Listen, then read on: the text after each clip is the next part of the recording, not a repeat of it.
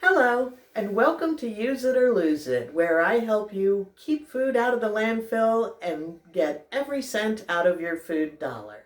So today we're talking chicken. So I don't know about you all, but I love the convenience of rotisserie chicken. It's already cooked chicken. You pick it up, you cut it up. You can either eat it right the way it is, or you can cut it up to use in a variety of things like salads and stir fries because you already have cooked chicken. But I started thinking about this and I realized that the per pound price for rotisserie chicken is more than twice what it is for fresh chicken. I happen to get this chicken on sale for 99 cents a pound, but it usually goes for about $1.69 in my neighborhood grocery store, whereas a 2-pound rotisserie chicken goes for $6.99. So you can see already that this $7 chicken gives you almost twice as much. This is a 5-pound chicken. It will yield 5 to 6 cups of cooked meat, whereas your average rotisserie chicken will produce about 2 cups. So you can see where doing it yourself stretches your food dollar. But you may ask yourself, well, what about time? I don't have time to roast a whole chicken. That takes hours. No, it doesn't if you spatchcock it. Spatchcocking is where you cut out the spine, you open it up like a book, you squash it flat, you put it in the oven for, depending on the size of your chicken, 40 to 50 minutes, and it's done. So in that 40 to 50 minutes, you can prepare your vegetables, sides, whatever you want to go with it, and then you get the benefit of getting several meals out of this one chicken. Or if you're a larger family, one meal, that's okay too, but much better. So I'm going to show you the process. It sounds scary, but it's really not that hard. So we have here our kitchen shears. You can also use kitchen scissors. It doesn't really matter, just something that'll cut. And we're going to go just along the sides of the spine and just cut through.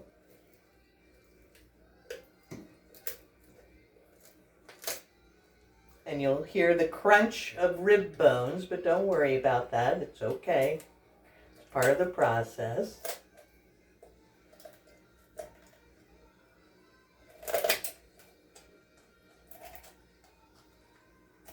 And you see, it's just cutting right through. Now we're going to do the other side. It's much easier once you get that first cut done, so you have kind of a guide to get that spine out. And you want to make sure the neck comes with it.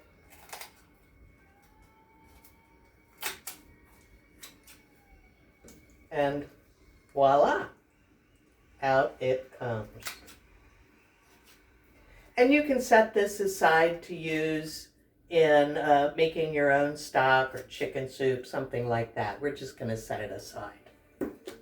That was the hardest part of the process. We're going to open it up. You want to just cut this center part, make a slit, because that makes it easier to flatten out once we turn it over. Now I'm going to add my seasoning to the inside, because you always want to make sure that all parts of your chicken are well seasoned, the top and the underside. So I like to use seasoned salt. I'm going to sprinkle that on liberally. Pepper, of course. If you don't have a pepper mill, just use your pepper shaker. It's okay, doesn't hurt anything.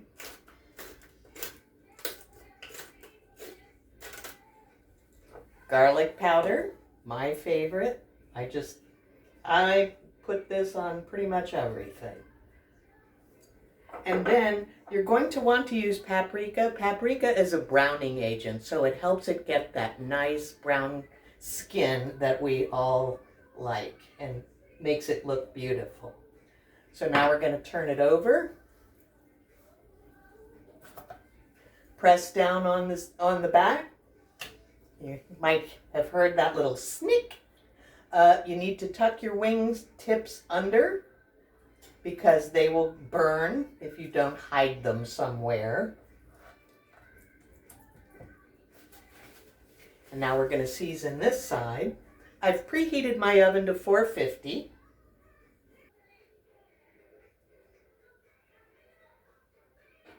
Okay, I'm going to put it into a cast iron skillet.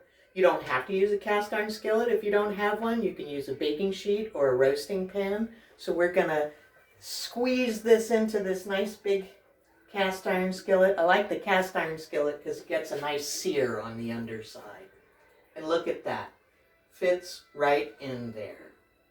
We're going to get that as flat as possible. The reason this cooks quickly in under an hour is because when you flatten it out, that's more surface area exposed to heat, and so it cooks quicker. So into our 450-degree oven it goes, and stay tuned because when it comes out, it's going to be beautiful. When we take it out, we're going to test the temperature. You can either put in a leave-in meat thermometer. I happen to have an instant read, and I'm going to put it in that thickest part of the chicken to make sure it has reached a safe 165 degrees.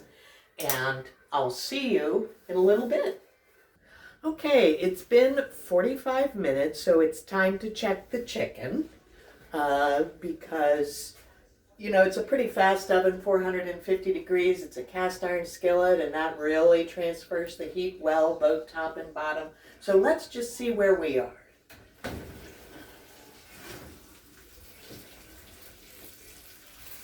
It's a two-handed job. Wow, doesn't that look just beautiful? So I'm going to take my instant read thermometer. I'm going to put it in the thickest part of the thigh because dark meat takes a little longer to cook. And what we're going for is 165 degrees. And another way to tell is if your juices run clear, then you know it's done. And so here we are, 165 degrees, actually 164, but it's going to continue cooking a little bit now that it's out of the oven, so it is safe and ready to eat. And isn't that just beautiful? Perfectly browned. Yum. I can hardly wait to cut into it. So remember, when you're stretching that food dollar, you always want to consider what your per pound or per unit price is compared with convenience. You can make that decision for yourself. You're super busy and 45 minutes seems like a long time. Think about, well, how much time did it take to drive to the store and make your purchases and get out of the store and then bring everything home and so forth. You still have to do that when you buy a fresh chicken, but it's so much better when you do it yourself. There's no additives. You can decide what the flavors are, and you get to enjoy this beautiful, perfectly browned chicken in practically no time.